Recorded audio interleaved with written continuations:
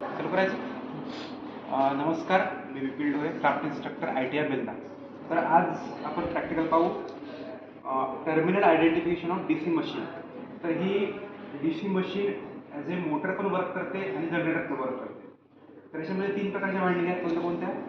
Armature winding, 2 terminals, field winding आणि series field winding.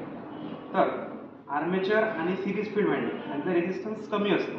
त्याच्या against जर तुम्ही लॅम्प लावले तर लॅम्प ब्राईट लागते आणि फील्डचा रेझिस्टन्स हाय असतो. त्याच्या अगेन्स्ट जर लॅम्प लावले तर काय होईल?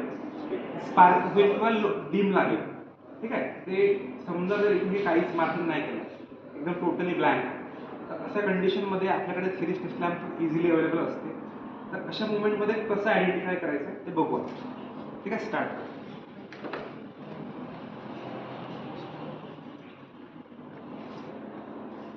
ओके, चालू आहे. थोडं ओके. तर बघा, हे आर्मेचरचे 2 टर्मिनल आहेत, ब्राईट. ओके. सेम सिरीज फील्डचे इथे पण ब्राईट, बट इथे तो शंट स्पार्किंग होते. जर आतमध्ये बघा, स्पार्किंग. हे इंटरपोल. हे इंटरपोल का वापरतात रे? जर ज्यावेळेस बंद करा, ज्यावेळेस मशीनवरती खूप लोड असते ना, हा आर्मेचर रिॲक्शनचा प्रकार आपण पाहिला होता.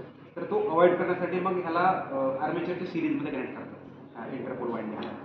ठीक आहे. लो लोडवरती याचं काम नसतं तेवढं, बट इन केस ऑफ हाय लोडमध्ये आर्मेचर रिॲक्शनला अवॉइड करण्यासाठी इंटरपोल वाइंडिंग वापरतात. So this is the terminal identification of DC machine. DC machine शब्द का वापरला आहे?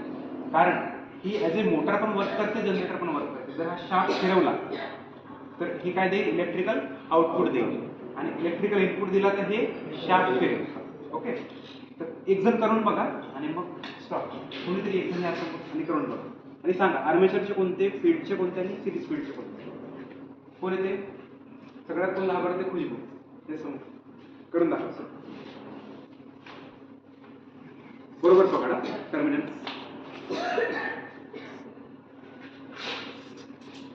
स्टार्ट. हे कोणतं आहे?